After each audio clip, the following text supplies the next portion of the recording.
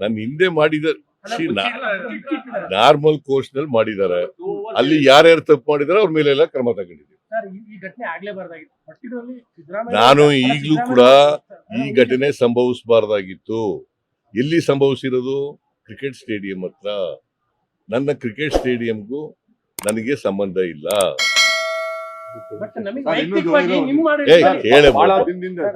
Cricket stadium ನ ಬೆಂಗಳೂರಿಂದ ಹೊರಗಡೆ ಹಾಕ್ಬೇಕು ಅಂತ ಒಂದು ಡಿಮ್ಯಾಂಡ್ ಇದೆ ಸರ್.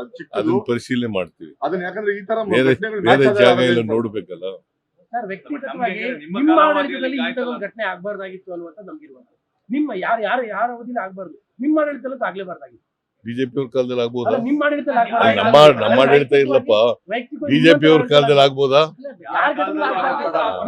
ಯಾರ ಕಾಲದಲ್ಲೂ ಆಗ್ಬಾರ್ದು, ನಮ್ ಕಾಲದಲ್ಲೂ ಆಗ್ಬಾರ್ದು. ಹಾಗಾಗಿ ಬೇಸರ ಇದೆಯಾ ಅಂತ ಬೇಸರ ಕಾಣ್ತಾ ಇದೆ. ಇಲ್ಲೇ ನೋಡಪ್ಪ, ನಾನು ಆಗ್ಬಾರ್ದು ಅಂತ ಹೇಳಿದ್ದೀನಿ, ಆಗ್ಬಾರ್ದು ಅಂತ ಹೇಳಿದ್ದೀನಿ.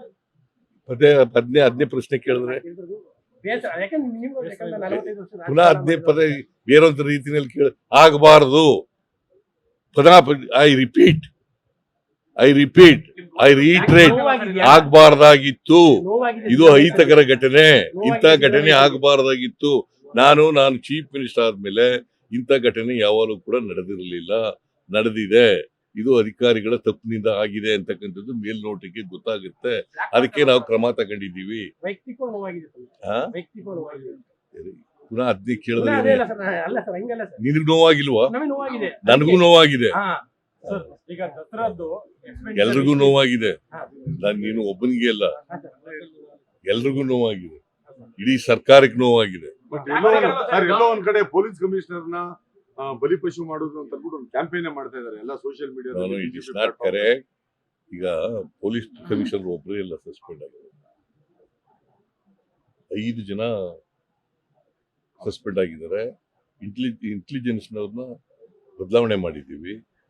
ಆಮೇಲೆ ಗೋವಿಂದರಾಜು ನಮ್ಮ ಪೊಲಿಟಿಕಲ್ ಸೆಕ್ರೆಟರಿನ ರಿಮೂವ್ ಮಾಡಿದ್ದೀವಿ.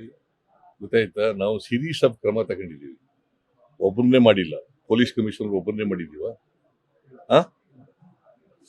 ಅಡಿಷನಲ್ ಕಮಿಷನರ್ ಪೊಲೀಸ್, ಆಮೇಲೆ DCP, ACP, ಇನ್ಸ್ಪೆಕ್ಟರು ಎಲ್ಲರೂ ಮಾಡಿದೀವಿ. ಇದು 2 ವರ್ಷ ಸಂಭ್ರಮದಲ್ಲಿ ಇದ್ದೋಗ ಬ್ಲಾಕ್ ಮಾರ್ಕ್ ಆಗಿಲ್ಲ. 2 ವರ್ಷ ಸಂಭ್ರಮದಲ್ಲಿ ಬ್ಲಾಕ್ ಮಾರ್ಕ್ ಆಗಿಲ್ಲ. ಹೆಂಗೆ ಬ್ಲಾಕ್ ಮಾರ್ಕ್? ಇನ್ನೊಂದ್ಸರಿ ಬ್ಲಾಕ್ ಈಗ ನಾವು ತಪ್ಪು ಮಾಡಿದ್ರೆ ತಪ್ಪು ಮಾಡಿದ್ದು ಅಂತ ಒಪ್ಕೋಬೋದು. ನಾವು ತಪ್ಪೇ ಮಾಡಿಲ್ವಲ್ಲ. ನಾವು ತಪ್ಪು ಮಾಡಿಲ್ಲ, ಆದ್ರೆ ಘಟನೆ ನಡೀಬಾರ್ದು. ಸುಳ್ಳು ಅದು ಯಾರು ಕೇಳಿಲ್ಲ. ಬಿಜೆಪಿ ಅವರು ಪ್ರೊಸಿಷನ್ಗೆ ಅವಕಾಶ ಕೊಡಿ ಅಂತ ಹೇಳ್ಬಿಟ್ಟು ಕೇಳಿದ್ರು. ಅದಾದ ನಂತರ ಬೇಡ ಅಂತ ನೋಡಿ, ಲೆಟರ್ ಇದೆಯಲ್ಲ ಪ್ರಭಾಕರ ಎಲ್ಲ ನೋಡಿ. ಇದು ಬಿಜೆಪಿ ಅವರು ಇದು ಬರ್ದಿದ್ಯಾ? ನೀನು ಹೇಳಿದ್ಯಾ? ಮತ್ತೆ ಅದನ್ನ ಕೇಳೇ ಇಲ್ಲ. ಬರೀ ಇದನ್ನೇ ಕೇಳ್ತಾ ಇದೆಯಾ? ನಿಮ್ಗೆ ಬೇಸರ ಆಗಿದ್ಯಾ? ನಿಮ್ಗೆ ನೋವಾಗಿದ್ಯಾ? ನಿಮ್ಗೆ ಇದಾಗಿದ್ಯಾ? ಇದು ನೋಡಪ್ಪ, ಯಾರು ಹೇಳಿರೋದು? ಇದು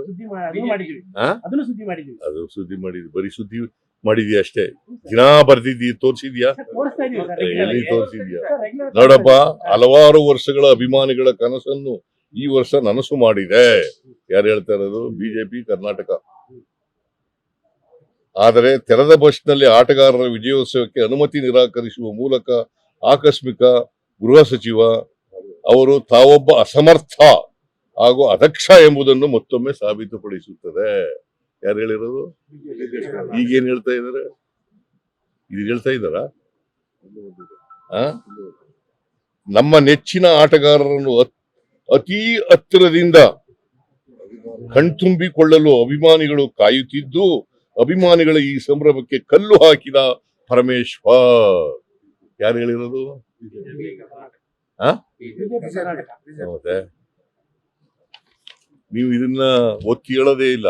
ಇದನ್ನ ಒತ್ತಿ ಹೇಳಪ್ಪ ಮೊದ್ಲು.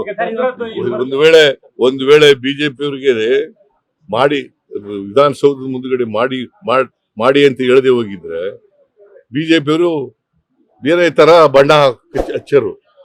ಈಗ ಬೇರೆ ಈಗಿನ ಬಣ್ಣ ಹಚ್ತಿರ್ಲಿಲ್ಲ, ಬೇರೆ ತರ ಬಣ್ಣ ಹಚ್ತಿದ್ರು. ಈಗ ದಸರಾದ್ದು ಎಕ್ಸ್ಪೆಂಡಿಚರ್ ಬರಲಿಲ್ಲ. ಇನ್ನೊಂದು KDP ಮೀಟಿಂಗ್ ಗಳು ಆಗ್ತಾ ಇಲ್ಲ ಸರ್. ಮೈಸೂರಲ್ಲಿ ನೀವು ಮೊದಲು ತಗೊಳ್ತಾ ಇದ್ರಿ, ಟೇಕ್ ದ ಕೆಡಿಪಿ ಮೀಟಿಂಗ್ ಹಾ. ಅದು ಆಗ್ತಾ ಇಲ್ಲ ಸರ್ ನಮಗೆ ಯಾವ ನಾನು ಡಿಸ್ಟ್ರಿಕ್ಟ್ ಇನ್ಚಾರ್ಜ್ ಸರ್, ಮತ್ತೆ ಮಿನಿಸ್ಟರ್ ದಸರಾದ್ದು ಯಾವಾಗ ಕೊಡ್ಬೋದು ಸರ್? ಈಗ ತಕ್ಷಣ ಮಾಡ್ತೀವಿ. Thank you sir. ಲೇಟೆಸ್ಟ್ ಹಾಗೂ ಇಂಟ್ರೆಸ್ಟಿಂಗ್ ಸುದ್ದಿಗಳಿಗಾಗಿ ಬಾಸ್ ಟಿವಿ ಕನ್ನಡ ಚಾನೆಲ್ನ ಸಬ್ಸ್ಕ್ರೈಬ್ ಮಾಡಿ. ಹಾಗೆಯೇ ಬೆಲ್ ಐಕಾನ್ ಪ್ರೆಸ್ ಮಾಡಿ.